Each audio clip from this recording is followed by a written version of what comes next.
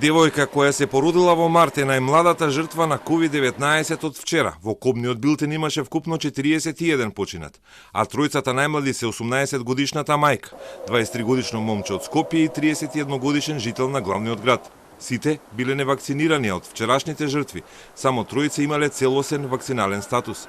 Од Министерството за здравство вела дека всушност дневната бројка е помала, а дополнително се пријавени починати од претходно. Ни одговорија дека нема грешки во лекувањето, туку починатите имале повеќе хронични болести.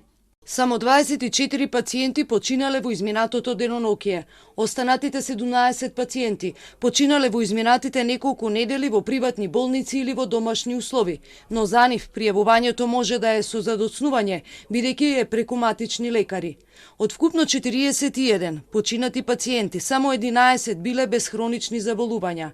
29 од нив се со повеќе од 2 хронични заболувања, а сите имале кардиолошки болести. Не станува збор за грешка при лекувањето на пациенти со ковид. На дневно ниво се разговара за состојбата на пациентите во болница, како и за починатите, во каква состојба се хоспитализираните, како напредувала формата на болеста, каква терапија им се давала, со какви хронични заболувања биле. КИБФС веќе прави опсежна анализа. Не е точна бројката новозаразени, па затоа се гледа како да има зголемена смртност. Анализира и матичниот лекар Ненад Лазаров, кој предлага тестирање во ординација за побрз одговор и подобар третман на пациентите. Некој респондира на официјално тестирање со реалната состојба на терен, особено во овој бран, бидејќи сега имаме ситуација каде што луѓето купуваат тестови брзи антигенски од аптека, кои што не се верифицирани и не влегуваат во систем, па потоа и остануваат дома, најверојатно имаме доста голем број на случаи кои што не се пријавуваат во моментот. Ние без малку и да немаме можност да тестираме пациенти за ковид. Значи буквално доаѓаат кај нас пациенти, чекаат некој пати по една недела за ПЦР тест кај акутно инфективно заболување што е недозволено. Од тука ние даваме препорака да се тестираат на приватно, меѓутоа тоа не е задолжително бидејќи луѓето сами треба да го платат тој тест.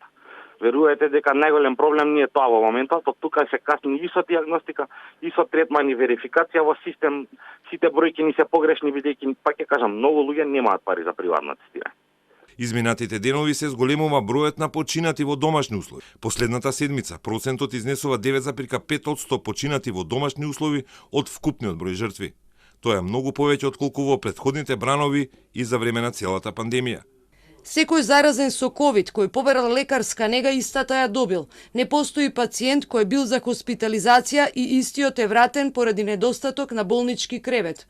Поголемиот процент од починатите се поврзани со хронични болести. Пациентите кои се со тешка клиничка слика имаат големи оштетувања на белите дробови, кои најверојатно потекнуваат од тромбози на ниво на најмалите крвни садови на белите дробови, што е во клиничката слика на оваа болест. Од Министерството тврда дека постојано се следи состојбата на сите заболени, дека сите се лекуваат според терапија која се користи секаде во светот.